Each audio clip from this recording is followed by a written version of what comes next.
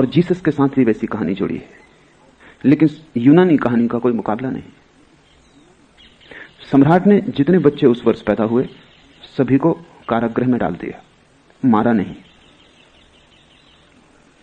क्योंकि सम्राट को लगा कोई एक इनमें से हत्या करेगा और सभी की हत्या मैं करूं, ये तो महापातक हो जाएगा।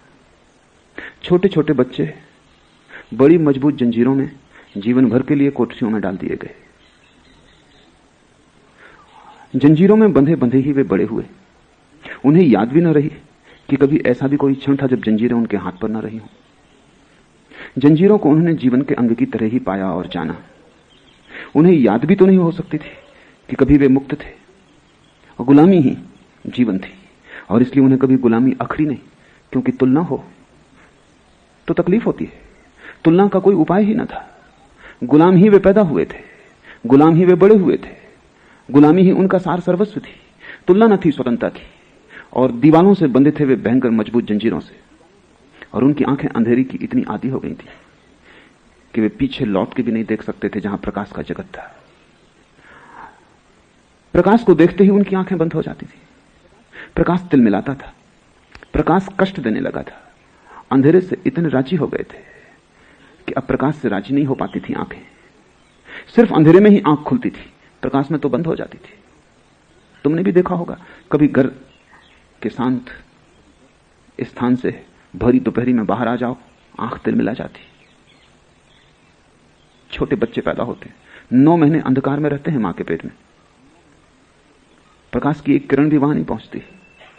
और जब बच्चा पैदा होता है तो ना समझ डॉक्टरों का कोई अंत नहीं है। जहां बच्चा पैदा होता है अस्पताल में, वहां वे इतना प्रकाश रखते हैं कि बच्चे की आंखें तिलमिला जाती और सदा के लिए आंखों को भयंकर चोट पहुंच जाती। बच्चे को पैदा होना चाहिए मोमबत्ती के प्रकाश में, वहां हजार हजार कैंडल के बल्ब लगाने की जरूरत नहीं। दुनिया में जो इतनी कमजोर आंखें हैं, उनमें से 50% के लिए अस्पताल का डॉक्टर जिम्मेवार है। उसको सुविधा होती है ज्यादा प्रकाश में, वो देख पाता है क्या हो रहा है, क्या नहीं हो रहा, क्या करना है, क्या नहीं करना। लेकिन उसकी सुविधा सवाल नहीं है, सुविधा तो बच्चे की है। जो जीवन भर रहे हों अंधकार में, 9 महीने नहीं पूरे जीवन, वो पीछे लौट के भी नहीं देख सकते थे, वो दीवार की तरफ ही देखते थे। राह पर चलते लोगों, खिड़की द्वार के पास से गुजरते लोगों की छायाएं बनती थीं सामने दीवार पर। वे समझते थे वे छायाएं सत्य, यही असली लोग हैं। उस छाया को ही वे जगत समझते थे। छाया के इस जगत को ही हिंदुओं ने माया कहा है। असली तो दिखाई नहीं पड़ता, असली का प्रतिबिंब दिखाई पड़ता है। असली को देखने के लिए आंख चाहिए, समर्थ आंख, जो प्रकाश में खुल सके, जो सूरज के आमने सामने हो सके। अंधेरी की आदि आंख सत्य को नहीं देख सकती। सत्य ढका हुआ नहीं है, सत्य तो प्रकट है, उघड़ा हुआ है। तुम्हारी आंख कमजोर है और सत्य को न देख पाएगी। धीरे धीरे उन्होंने पीछे लौट कर देखना ही बंद कर दिया। पीछे लौट कर देखने का मतलब ही था आंख में आंसू आ जाएं। वो पीड़ा का जगत था। तुमने भी सत्य को देखना बंद कर दिया है, और जब भी कोई सत्य तुम्हें दिखा देता है तो पीड़ा होती है। आनंद जन्मता नहीं, कष्ट ही होता है। जब भी कहीं कोई सत्य कह देता है तो कष्ट ही होता है। लेकिन एक आदमी ने हिम्मत की, क्योंकि उसे शक होने लगा। ये छायाएं छायाएं ही हैं, क्योंकि इनसे बोलो तो ये उत्तर नहीं देती। इन्हें छुओ तो कुछ भी हाथ में नहीं आता, इन्हें पकड़ो तो कुछ पकड़ में नहीं आता। एक आदमी को शक होने लगा, कोई मनीषी, कोई बुद्ध। उस आदमी ने धीरे धीरे पीछे देखने का अभ्यास शुरू किया। वर्षों लग गए, बड़ा कष्ट हुआ। जब भी पीछे देखता आंखें तिलमिला जाती, आंसू गिरते, लेकिन उसने अभ्यास जारी रखा। वो बड़ी तपश्चर्या थी। फिर धीरे धीरे आंखें राजी होने लगी, और तब वो चकित हुआ कि हम किस कारागृह में पड़े और हमने छायाओं को सत्य समझ लिया है।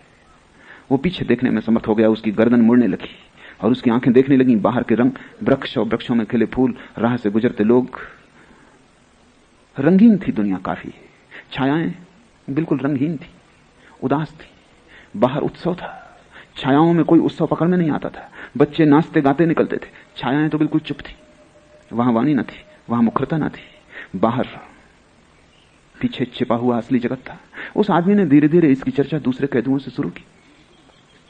बाकी कैदी हंसने लगे कि तुम्हारा दिमाग खराब हो गया है। हम तो सदा से यही सुनते आए हैं कि यही सत्य है जो सामने है। और हम तो पीछे मुड़ के देखते हैं तो कुछ दिखाई नहीं पड़ता सिवाय अंधकार के। जब आंख बंद हो जाए तो सिवाय अंधकार के कुछ भी दिखाई नहीं पड़ता। जरूरी नहीं है कि अंधकार हो सकता है सिर्फ आंख बंद हो जाती हो, लेकिन दोष कोई अपने ऊपर कभी लेता नहीं। तो कोई ये तो मानता नहीं कि मेरी आंख बंद हो सकती है इसलिए अंधकार है। लोग मानते हैं अंधकार है इसलिए अंधकार है। मेरी आंख और बंद हो सकती है, ये कहीं संभव है? हम अपनी आंख तो सदा खुली मानते हैं, अपना हृदय तो सदा प्रेम से भरपूर मानते हैं, अपनी प्रज्ञा तो सदा प्रज्वलित मानते हैं, अपनी आत्मा तो सदा जागृत मानते हैं, और यही हमारी भ्रांतियों की जड़ है। फिर कैदियों की संख्या बहुत थी, वो अकेला था। लोकतंत्र कैदियों के पक्ष में था, बहुमत उनका था, और उन्होंने कहा कि अगर ऐसा ही है तो सबकी सलाह ले ली जाए। एक भी मत मिला नहीं उस आदमी को, और लोग खूब हंसे और खूब मजाक की उन्होंने। धीरे धीरे वो उस आदमी को पागल मानने लगे। वही कबीर कह रहे हैं, सगरी दुनिया भई सयानी, एक मैं ही बौराना। उस आदमी को अगर कबीर का पद याद होता तो उसने भी कहा होता, सब लोग सयाने, सिर्फ मैं एक पागल हूं। और सिर्फ वो एक ही सयाना था। लेकिन जहां अंधों की भीड़ हो वहां आंख वाला पागल हो जाता है, जहां मूढ़ों की भीड़ हो वहां बुद्धिमान पागल हो जाता है, जहां बीमारी ही स्वास्थ्य समझी जाती हो वहां स्वस्थ आदमी का लोग इलाज कर देंगे पकड़ के। स्वाभाविक है, क्योंकि लोग अपने को मानदंड समझते हैं। और फिर जब बहुमत उनके साथ हो, बहुमत नहीं सर्वमत उनके साथ हो, उस एक आदमी को छोड़ के सभी उनके साथ थे, तो संदेह भी कैसे पैदा हो। लोग हंसे, मजाक की, उसे पागल समझा, उसका तिरस्कार किया, उसकी उपेक्षा की। धीरे धीरे लोगों ने उससे बातचीत बंद कर दी, क्योंकि वो बेचैनी पैदा करता था। बेचैनी पैदा करता था क्योंकि कभी कभी संदेह उनके मन में भी उठाता था कि हो ना हो, कहीं ये आदमी सच ना हो।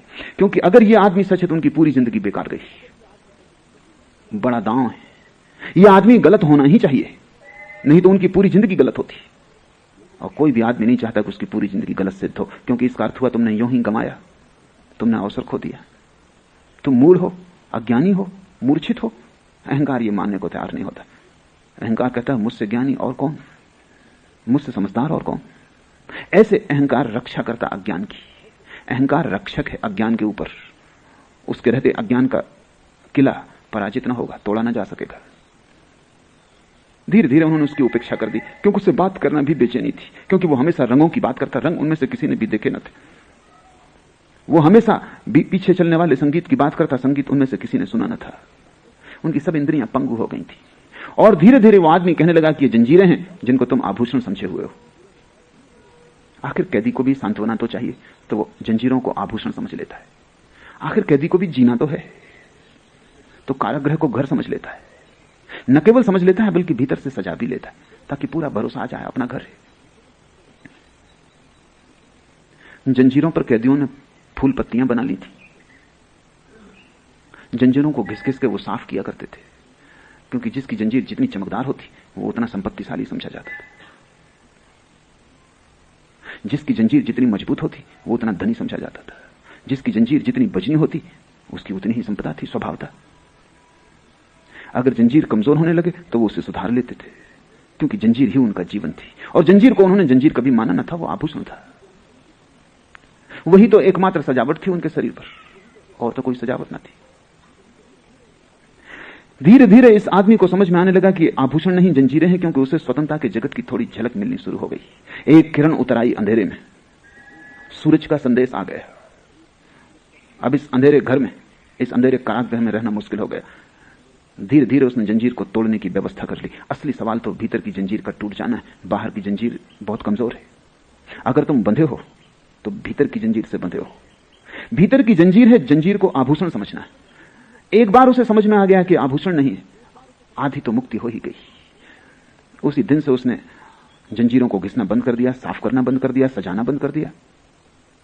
लोग समझने लगे कि जीवन से उदास हो गया है, जैसा कि आमतौर से सन्यासी के लिए संसारी समझते हैं।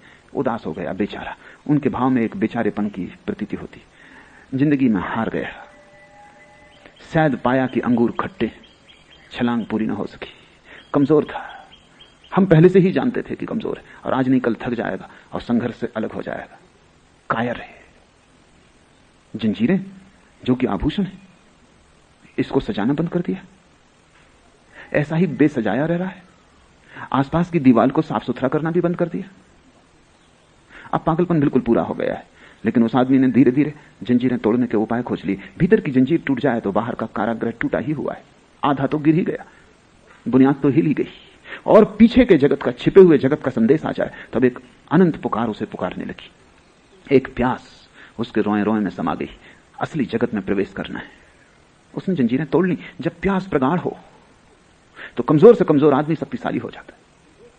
जब प्यास प्रगाढ़ ना हो तो कमजोर से कमजोर जंजीरें भी बड़ी मजबूत मालूम पड़ती।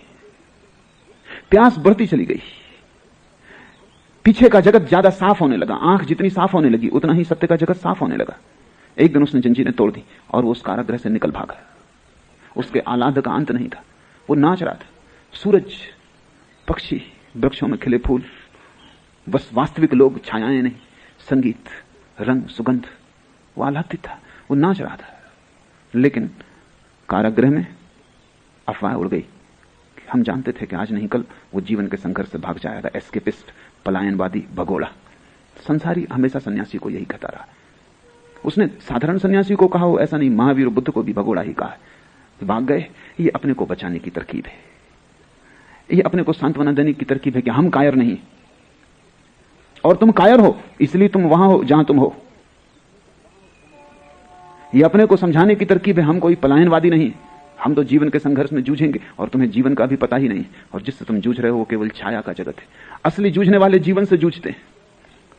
तुम जिससे जूझ रहे हो और जिससे लड़ रहे हो वो सपनों से ज्यादा मूल्यवान नहीं है, और उसका अस्तित्व तुम्हारी नींद में, उसका अस्तित्व और कहीं भी नहीं है। वो तुम्हारा सपना है, वो तुम्हारा अंधकार है, वो तुम्हारी गहन निद्रा और मूर्छा है। लेकिन अगर सब लोग सोए हों और एक जग जाए, भला वे सोए लोग भयंकर दुख स्वप्न देखते हो कि नरक में सड़ाए जा रहे हैं, गलाए जा रहे हैं, तो भी वे सोए हुए लोग कहेंगे भगोड़ा, भाग गया, जीवन के संघर्ष को छोड़ गया, करवट ले लेंगे, फिर अपने सपने में खो जाएंगे। थोड़े दिन चर्चा रही, फिर लोग भूल गए। लेकिन उस आदमी के जीवन में एक नई बेचैनी का प्रारंभ हुआ।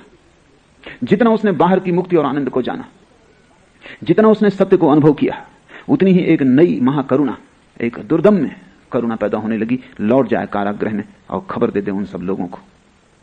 थोड़े दिन तो उसने इसे समझाया अपने को कि वे सुनेंगे नहीं, और बहुमत उनका है।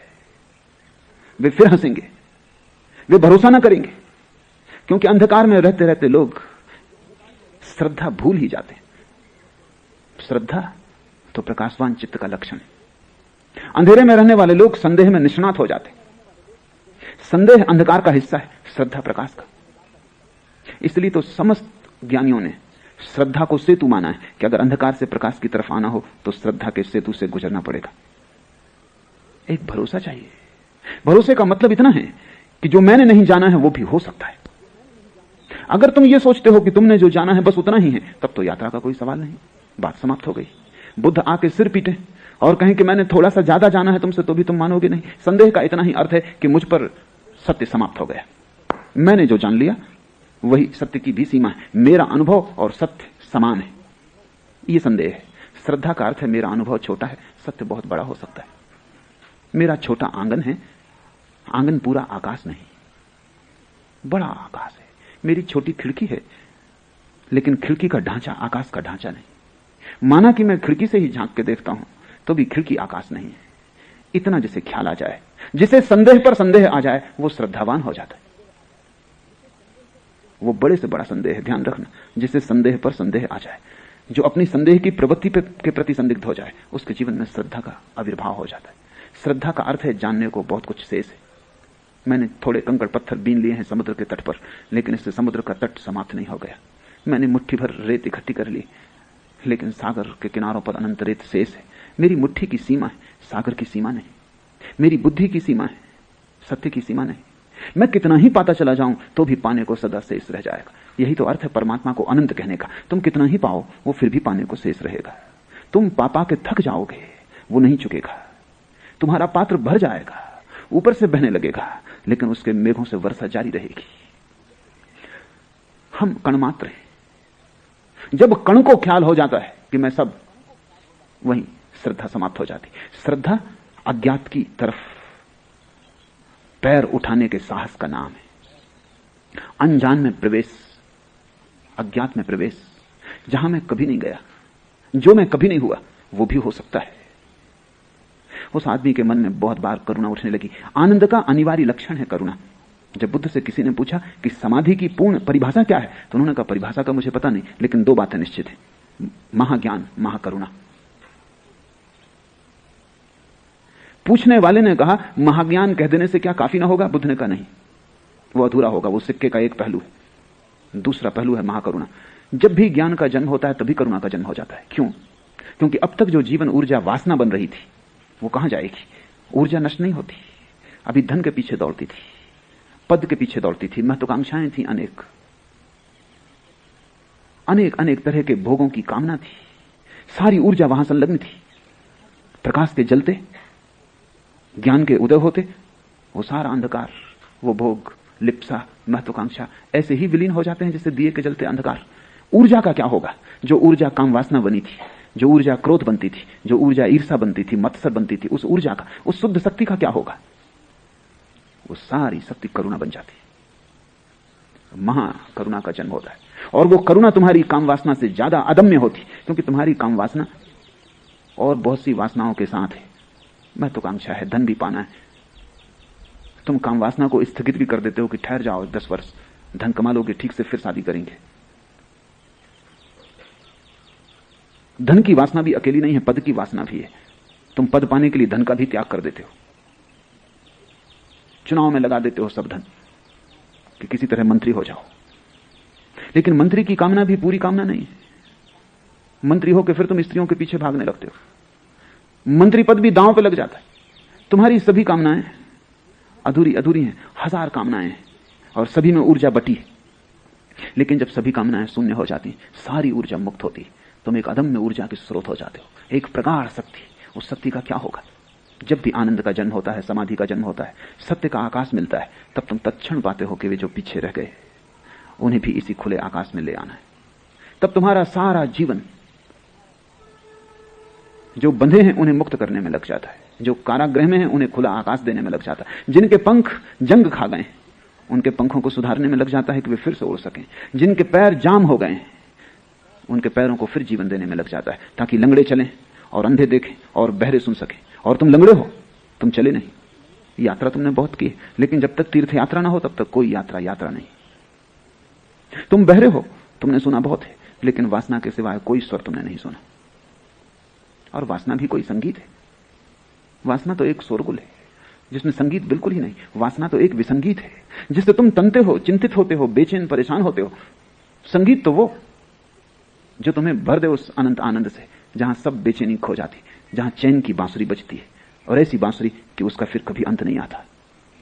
तुम अंधे हो, तुमने बहुत कुछ देखा है, लेकिन जो देखा है वो सब ऊपर की रूपरेखा है, भीतर का सत्य तुम नहीं देख पाते। शरीर दिखता है, आत्मा नहीं दिखती। पदार्थ दिखता है, परमात्मा नहीं दिखता। दृश्य दिखाई पड़ता है, अदृश्य नहीं दिखाई पड़ता। और अदृश्य ही आधार है दृश्य का, परमात्मा ही आधार है पदार्थ का। और आत्मा के बिना क्षण भर भी तो शरीर जीता नहीं। इधर उड़ गया पंखी, उधर शरीर जलाने को लोग ले चले। फिर भी तुमने सिर्फ शरीर देखा है और आत्मा नहीं देखी।